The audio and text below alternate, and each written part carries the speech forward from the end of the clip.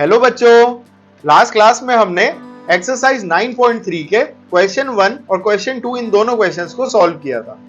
अगर अभी तक आपने उस वीडियो को नहीं देखा है तो आप ऊपर लगे आई बटन पे क्लिक करके उस वीडियो को अभी व्यू कर सकते हो।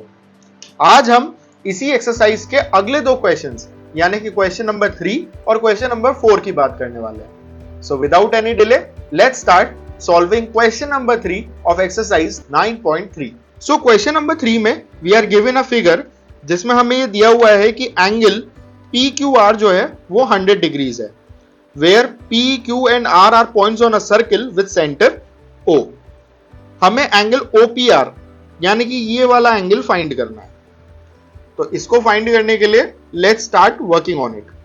तो सबसे पहले तो अगर हम ध्यान से देखें तो ये POR ये बेसिकली एक टाइप की आर्क की तो बना रही है। अब ये आर्क बन रही है, ये हमें दिख तो रहा है लेकिन ये आपके लिए थोड़ा सा व्यू करना मुश्किल हो सकता है।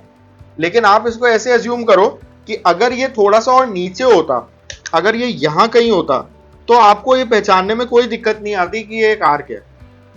आपको खाली इतना सा इमेजिन करना है कि हम उस जो दो बेसिकली लाइंस थी उनको स्प्रेड करते गए और वो एक इस तरीके का फिगर बन गया।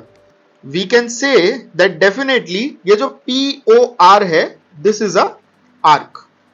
So we can write कि angle POR this will be equal to 2 times angle PQR।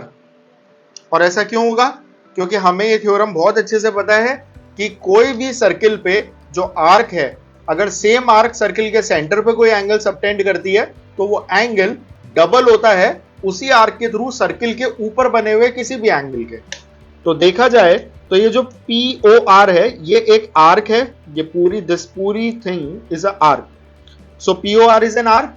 एक एंगल सेंटर पे बना रही है वो ये, और दूसरा एंगल जो कि सर्किल पे बना रही है that is angle PQR। So that's why we have written angle POR is equal to 2 times angle PQR by theorem 9.7। तो आपका जो एंगल POR होगा that will be equal to 2 times angle PQR which is given 100, तो ये 200 degrees होगा।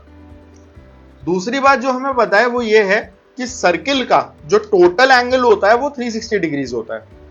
तो अगर ये पूरा एंगल 200 है तो we can find out the second angle.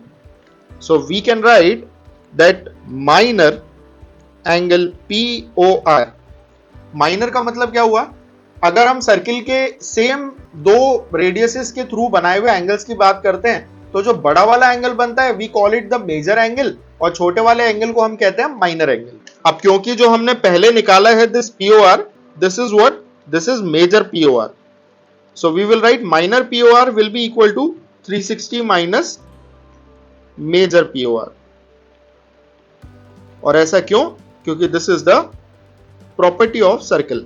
यहां से हमारा माइनर एंगल POR निकल करके नहीं आया, 360 minus 200 which gives us 160 degrees. तो हमारे पास में ये अंदर वाला एंगल ये 160 डिग्रीज आया। अब हम बात करने वाले हैं इस छोटे से ट्राइंगल की, यानी ट्राइंगल POR की। इस POR ट्राइंगल में अगर हम ध्यान दें तो जो OP है वो तो OR के इक्वल है। Why? क्योंकि ये दोनों ही इसी ट्राइंगल की रेडियसेस हैं।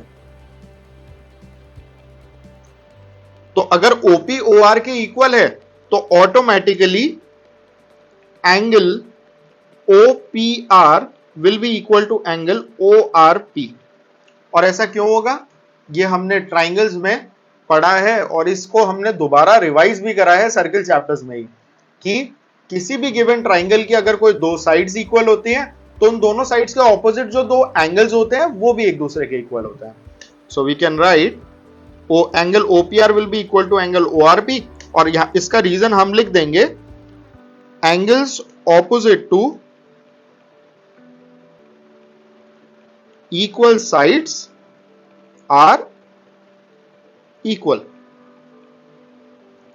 तो इस तरीके से ये हमारी बनी इक्वेशन नंबर, लेट्स से इसको हम नाम दे देते हैं equation 1 and this will be our equation number 2। So now अगर हम वापस बात करें इसी ट्राइंगल की, हमें पता है कि इस ट्राइंगल के तीनों एंगल्स का जो सम होगा that will be equal to 180 degrees.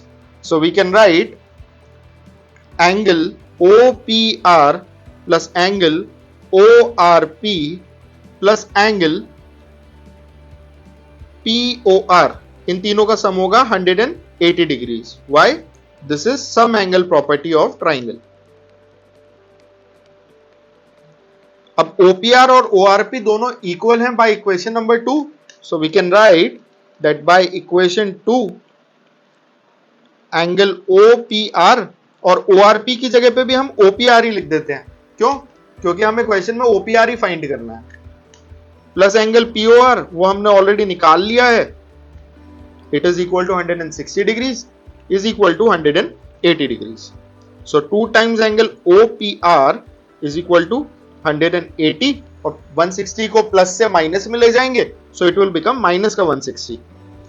So 2 times angle OPR is equal to 20 degrees and angle OPR is equal to 20 by 2 which is 10 degrees. तो ये जो एंगल हमसे OPR क्वेश्चन में पूछा गया था ये 10 डिग्रीज के इक्वल है. Hence we can prove that the observation which you are thinking of कि एंगल OPR जो होगा वो 10 डिग्रीज के इक्वल होगा. Now let's talk about question number 4. Question number 4 में we are given a figure जिसमें हमें दिया हुआ है कि एंगल ABC जो है वो तो 69 डिग्रीज है ये पूरा एंगल, और एंगल ACB जो है वो 31 डिग्रीज है. We need to find this angle BDC. तो इस क्वेश्चन को सॉल्व करना भी बहुत सिंपल है. हम सबसे पहले बात करेंगे ट्राइंगल BAC की. और BAC की हम पहले बात क्यों कर रहे हैं? क्योंकि इस ट्राइंगल के हमें 2 एंगल्स पता है, तो हमारे लिए तीसरा एंगल निकालना बड़ा ही आसान है. So in triangle BAC angle BAC plus angle ACB plus angle ABC, इन तीनों का सम होगा 180 degrees by sum angle property of triangle. Okay, ACB हमें क्वेश्चन में दिया हुआ है 31 डिग्रीज और ABC दिया हुआ है 69 degrees. Let's put the value here. तो angle BAC plus angle ACB which is 31 degrees plus angle ABC which is 69 degrees is equal to 180 degrees. तो angle BAC will be equal to 31 और 69 को add करा 100 आ गया, it is equal to 180 degrees. तो यहां से हमारा एंगल BAC निकल के आता है 180 minus 100 which is equal to 80 degrees. So ये वाला एंगल 80 degrees है. Also हमारा एंगल BAC और एंगल BDC इक्वल होगा.